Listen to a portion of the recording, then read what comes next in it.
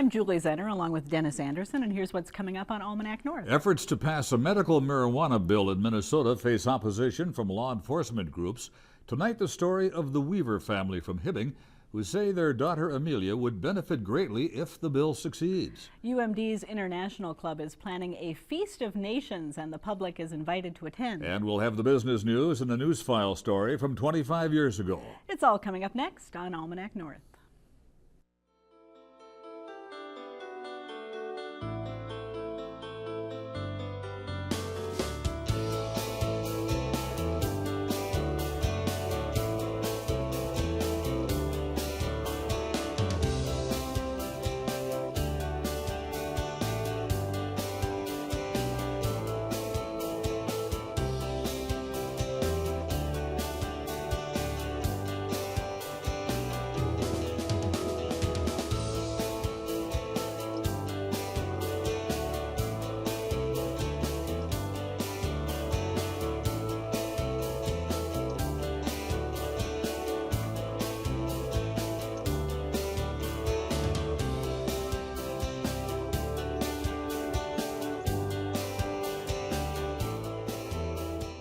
Hello and welcome to Almanac North. Thanks for watching. Denny, this winter is proving to be one that we won't soon forget, I don't think. Oh, you can say that again. In fact, I've got some totals of snowfall in the region we might want to take a look at. Take a look at these numbers now. Superior, 18 inches of snow in the last day.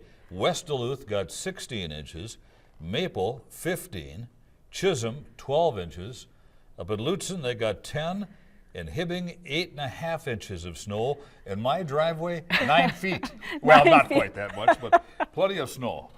Just a little bit of a dusting for our area. Oh my! All right, I'm tired of shoveling. Oh, I can imagine. Our first guest braved the snow to drive here from Hibbing.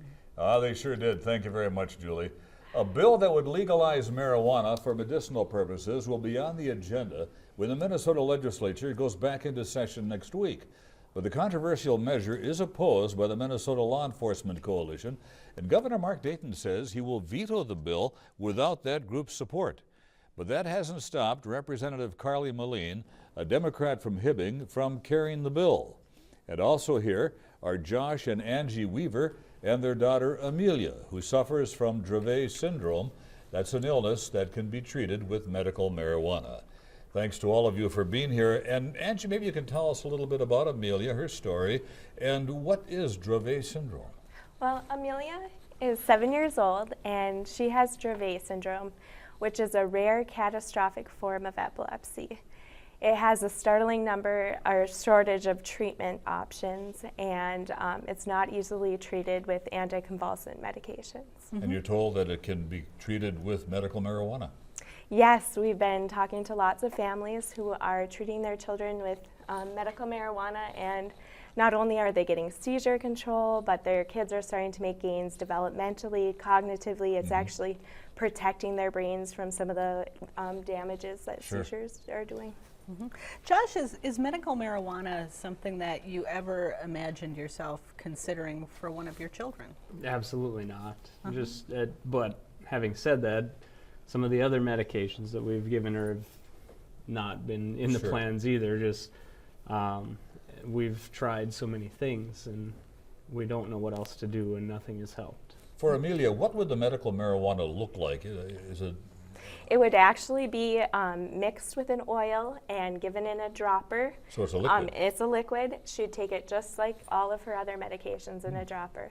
And would it get her high the way marijuana does? This is a plant that's high in CBD and low in THC, so it doesn't give you the traditional effects that people associate with marijuana. Representative Melin, talk about what your bill is trying to do with medical marijuana in Minnesota. Sure. There are 21 states in the country that have medical marijuana, so actually almost half the American population is living in a state with legalized medical marijuana. What my bill does is it's modeled after states like New Mexico that have pretty conservative medical marijuana laws. Only specific conditions would apply, some pretty serious conditions, cancer, MS, epilepsy and other seizure disorders, and some more serious conditions that would apply. And it would just allow patients the option to have medical marijuana if their doctor recommends it. So they have to have a physician recommend medical marijuana and be issued a card, and then they have access to use medical marijuana. Now, law enforcement groups are against the use of medical marijuana. Is there a chance that medical marijuana could get in the hands of those who want to use marijuana for recreational purposes? We think that would be really difficult under the bill. Under the bill, there has to be a state licensed dispensary, one in each county. It's a locked and secured facility that's inspected by the Department of Health. Patients are only allowed 2.5 ounces of medical marijuana in their possession at a time. And if that medical marijuana gets to somebody who doesn't have a prescription, that person is actually subject to a felony charge. Other states, like I said, we have 21 states to work off of. There are states that really haven't had any problems as far as enforcement goes. So a lot of the public safety concerns are addressed in the legislation, but obviously if they have some specific concerns that need further security, we're willing to take a look at that. What do you think your chances of passage are? Well, I think that Governor Dayton has said that he's basing his decision off of law enforcement, which has been frustrating from the point that I think that there's families and patients like the Weavers, there's doctors, and there's legislators that have some really important things to say too, but unfortunately he's basing his decision off of law enforcement alone. So we're continuing to try to work with them to see what we can do this session.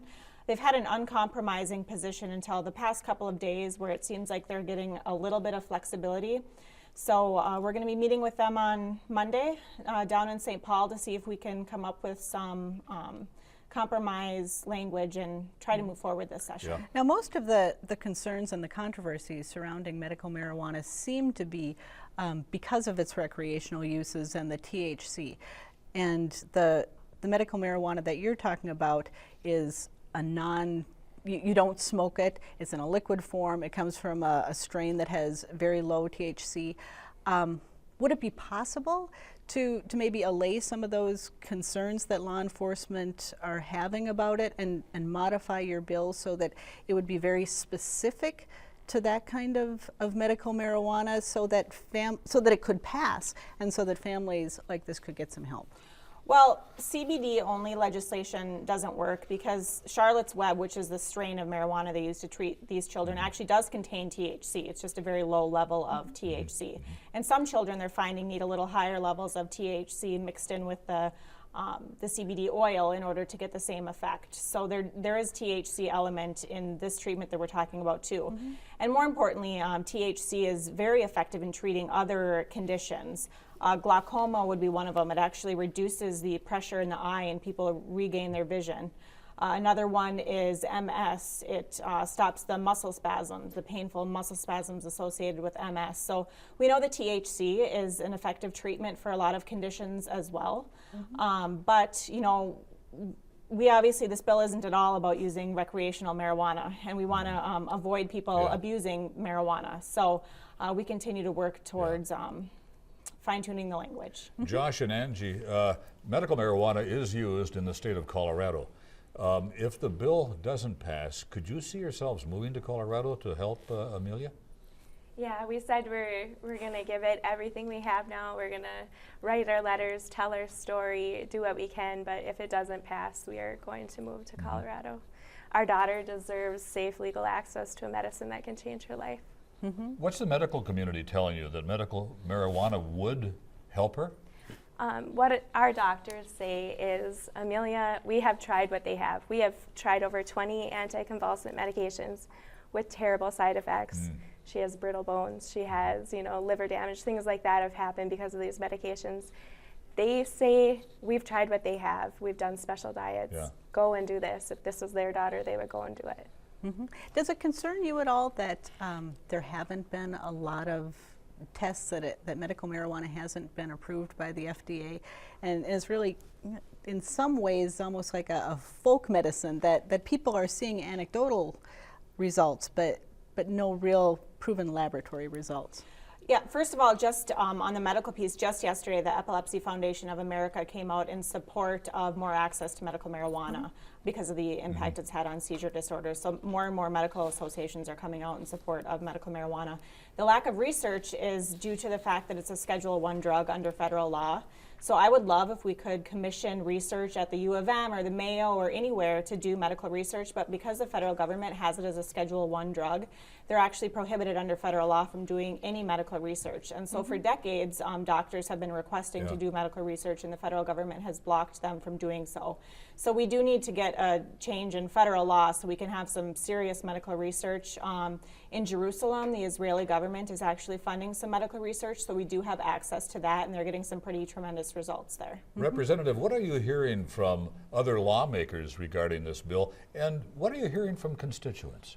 Well, other lawmakers, I mean, this is one of the only bipartisan things we're doing in St. Paul right now. I actually have several Republican co-authors, which is pretty amazing. I have the maximum amount of co-authors permissible on a House Bill 35, so they actually introduced a clone bill because more people wanted to sign on. So we have over 40 authors in the House right now. The Senate bill is full too, broad bipartisan support in both the House and the Senate. And I'm hearing from constituents. I mean, I hear from families like the Weavers. I hear from people who have watched their loved ones die from cancer and the pain that they've gone through and the medications they're on where they're not even really able to function in their last days. And so people have generally been supportive. If you look at the pollings, there's really overwhelming support publicly.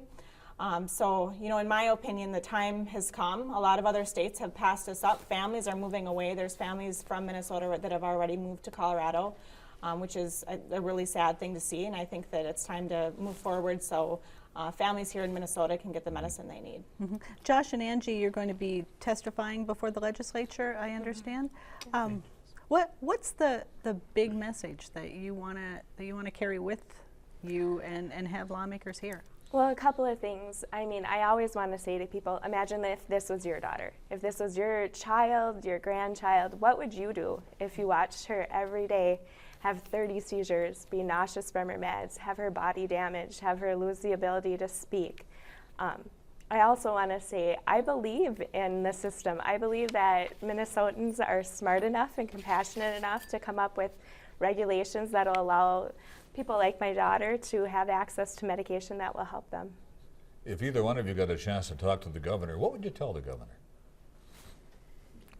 I'd just ask him to just look at it, you know, as opposed to, you know, just a blanket statement of standing behind what law enforcement says.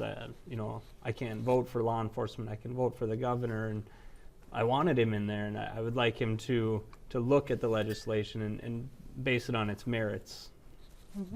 Representative, it's a short session typically dedicated to the bonding bill. Is there going to be a lot of time to address some complex issues like this in the upcoming session?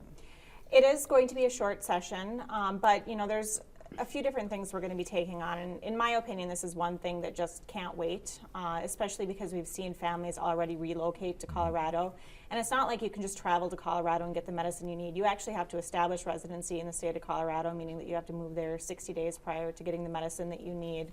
And so we're seeing families already fleeing the state that shouldn't need to, just because their kids have a seizure disorder and they can't get the medicine that they need. So to me, even though it's a short session, it just can't wait any longer. We need to take care of it as soon as possible. Now, in some states, medical marijuana has been kind of an opening for recreational marijuana to be approved. Is that something that you think would be a good idea for Minnesota in the long run? I personally don't support the recreational use of marijuana. Like I said, there is 21 states that have medical marijuana. Only 2 of them have recreational, and they approve that by ballot measure. So they put a question to the voters, should we legalize marijuana for recreational purposes? And the people that live in those states voted yes. You know, I don't foresee that happening in Minnesota anytime soon, either through legislative action or through a ballot initiative, but like I said, I personally don't support the legalization of recreational use of marijuana, and I don't think this bill is a step towards that at all. In fact, it's very restrictive, even as far as medical use goes. Sure. All right, well, we have to run. We thank you very much for making the drive from Hibbing on this blustery night, and we certainly hope that it's a safe journey back home, and I want to thank all of you for being here, and especially I want to thank Amelia for being on the program tonight as well. Thank you. Thank you. Wonderful. Thank you very, very much.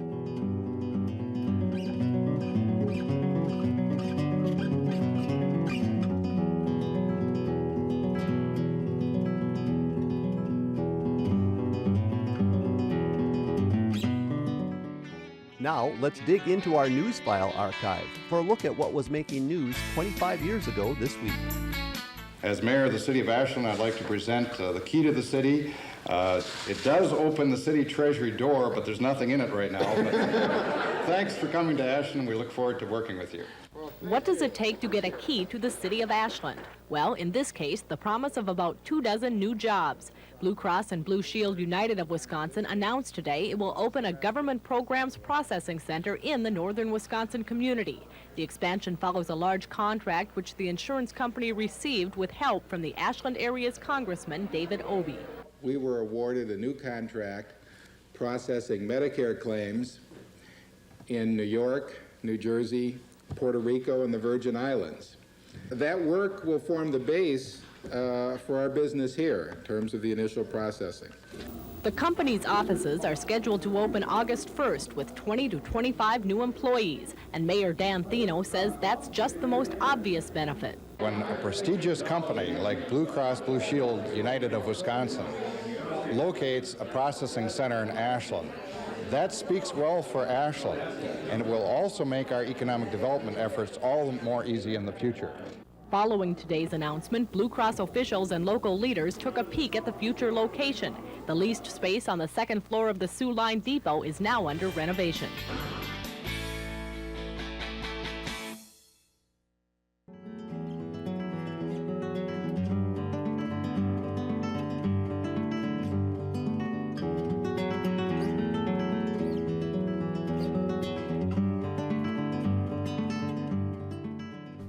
With the Olympics in full swing in Russia, many of us are spending time watching athletes from around the world competing. Closer to home, UMD's International Club brings together students from more than 40 nations to promote understanding among cultures. In just over a week, students and the community will enjoy the club's annual Feast of Nations. Here to tell us more is Dayae Kim, the president of the UMD International Club. David Lee is a public relations person for the International Club, and Caple Tobin is a Duluth resident involved with the club. And thanks to all of you for coming in tonight on this snowy night. Dayae, tell us about the International Club and its mission. Well, currently our International Club has more than 400 members, and our goal is to give chance to community members and UMD students to experience something new, experience something they've never experienced before, like meeting up people from new culture. So that's basically our goal. And every year we try to get more UMD students and community members to join. David, are there a lot of UMD students who are international students? I'm not sure. A few hundred? Percentage, but there's a good amount, I'd say. Are a good number of them involved then with the organization? With the club? A ton of them are, so that's nice. It's nice to have different views and perspectives internationally, so that's always nice. Dayae, are you here as an international student, or were you born and raised in this area? Yeah, I was born in Korea, and I was in Korea for 20 years, and then I came here to study abroad. So I've been here for 2 years now. Yes. How did you wind up in Duluth, Minnesota from Korea? I got that question a lot. Yeah. Well, actually, I want to know too. You just say, put me somewhere in the United States? So there's a program in Korea. It's a 1+3 program. So when you study 1 year in Korean university, you can come to United States and 3 years study. So that's how I came to United States, and I had a choice between Duluth, Morris, and Twin City and other campuses, but I saw a picture of Duluth and I just loved it. Do you plan to go back to Korea to live? Yeah, after I college? graduate and after getting some jobs and experience, I might go back. Now, Anne, you've served as a host for international students? We do. We have a Vietnamese student living with us right now. She used to be the secretary on this executive board, and we learned a lot about the Feast of Nations through her. As a community member, what do you get for bringing in an international student and having them live with you for a year? Unbelievable rewards. She has taught me how to cook healthy, really shop in the produce section, but she has taught us a lot about understanding other cultures, and she's taught us that other cultures are trying to understand each other as well. And the Feast of Nations does that. You go see that there's a commonality of dance and music that everybody loves. And going to this event that they're hosting is just wonderful. You see that everybody is trying to understand everybody else's culture. And it's really fun. Is there a need for more Duluth residents to take advantage of this and become involved with international students? You know, these students are I've known them, and they are telling me they want more community involvement, but I have to say the one problem, and I told them about this, is our friends. We always have to, they're saying, get tickets for us somehow. Can you get tickets to this? And we tell Tuan, could you get more tickets? We need like 29 of them now. And so I finally pinned them down. I said, how do you get tickets to these events? And she said it's the bookstore, main level at the Kirby bookstores where you can buy tickets to the Feast of Nations. And it's worth it every minute. It's just a wonderful show. David, talk about the Feast of Nations and what people who attend experience, not just in the food, but in the performances. Yeah, so Feast of Nations, this is our second year splitting the dinner and the performances. So this year we're having the dinner in the ballroom with different cultural dishes from different parts of the world. And for the performances, we're trying to have like different people perform, like represent their cultures as well through music, dance, or singing, and just any other talents that they might have. Do the UMD students themselves cook the food, or do they provide the recipes, or how does all of the food for all of these people come together? Is the club really doing the work? Yeah. Well, for the Feast of Nations, we cooperate with catering in UMD. So it might be not really authentic as, you know, how the food tastes in culture, but catering works really hard to taste like authentic. And actually, Taste of UMD, which is another big event that our international club has, it's the event that students cook themselves. So it's really authentic. Yep. And what do local residents need to know about international students living in their neighborhoods? For the most part, these students have been very respectful young people, and they're working on different careers like communications or journalism in Dayae's case. And Tuan, the student living with us, is working on a biochem master's right now. Just they bring a wealth of understanding about other cultures. She talks about her parents and how they're doing. They're deciding to work out because they're in their upper 40s and they're needing to work out. Her mother's a physician. She talks about how diabetes and blood pressure is a problem over in Vietnam. And I think, okay, these are all commonalities that we all understand. It's a good mix, a good blend of international it's wonderful. students, isn't it? It's a very good mix. They and have Dayae a lot has of already said she'd like to work here. She'd be good. Shoot me an email if you're How is the Duluth community in terms of welcoming international students and just being open to new cultures? Have you found the community to be fairly welcoming, or? I'd say they're pretty welcoming. So our past event, the Taste of UMD, we had a really good turnout. Great. We had a lot of students as well, but I'd say we had more community members who were interested in tasting different dishes from different cultures. Wonderful. And so that meant a lot to us as international clubs, so that was just pretty awesome. And again, that's coming up when? Not until this November, so. Okay. But the Feast of Nations Feast of Nations is coming is in March. This upcoming Saturday, March 1st. March 1st, okay. It's March 1st, and what are the times and the location at UMD, and how much are tickets? So it's gonna be on March 1st, At 5, it starts at 5 in the Kirby Ballroom in UMD. And the dinner will go until 7 o'clock. And then at 7 o'clock, we're going to have cultural show in the MPEG, which is Marshall Performing Arts Center. So we're going to have dinner in the ballroom, and then we're going to move into MPEG, which is Marshall Performing Arts Center. Sounds like fun. And how much are the tickets? Oh, tickets for students, it's $10, and for adults, it's $15. Okay. And they can get them in the bookstore or anywhere else?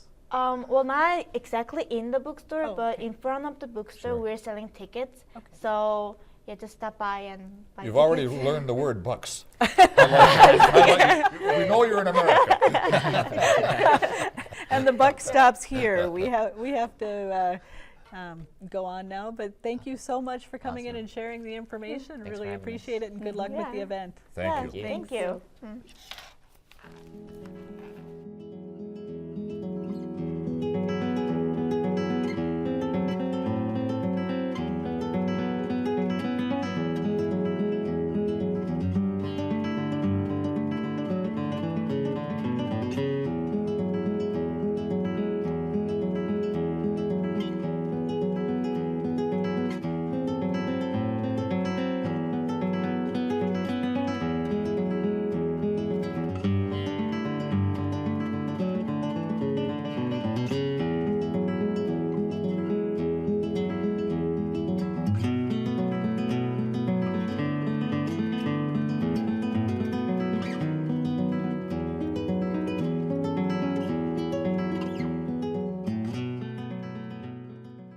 It's time now for the week's business news from Business North. Delegates to the Superior Days lobbying effort in Madison promoted 2 highway initiatives this week. In one, the citizen lobbyists sought permission to levy a 0.5% sales tax to fund county road construction. Counties currently receive state funds, but the amount of gas taxes collected have not kept pace with highway construction costs. Participants also reiterated their long-standing desire to add another 2 lanes on U.S. Highway 2 between Superior and Hurley. Currently, that segment has 2 lanes with occasional passing lanes. Well, there's more evidence the economy has regained its health. Cirrus Aircraft of Duluth delivered 276 new planes last year, nearly a 10% increase over 2012. That's the company's best year since 2008, when the market for new general aviation planes took a sharp nosedive. Cirrus said its annual market share has grown to an all-time high of 37%, and its SR-22 model remains the best-selling plane in its class for the 11th year in a row. A major accomplishment during 2013 was the production of more than 20 pilot training aircraft for the Royal Saudi Air Force. Superior-based RJS Construction has moved to a new headquarters. The privately owned company built a 3-story building near the Blotnick Bridge that brings it nearer to its customer base. The facility is close to the RJS equipment yard, where much of the company's heavy machinery is stored. It also is near the docks, where tugs owned by the RJS Marine Division are moored. The structure is shared with Fraser Shipyards and Lake Assault Boats, sister companies of corporate parent Capstan Corporation. For more on these and other business stories, visit businessnorth.com. Well, if you have a comment on our show, call now. Dial 218-788-2849 to leave a message or send an email to Almanac North at wdse.org. And visit the WDSE website for the latest program updates, news about the station, special events, and more. And Dennis, I guess it's not quite time to put away the shovels and snow blowers yet. Not by a long shot. March usually produces some snow. April too. I hear you had an adventure going through your yard. I think you need a belly board. Lots of snow there. For Denny and the crew here at Almanac North, I'm Julie Zenner. Have a great weekend, everyone.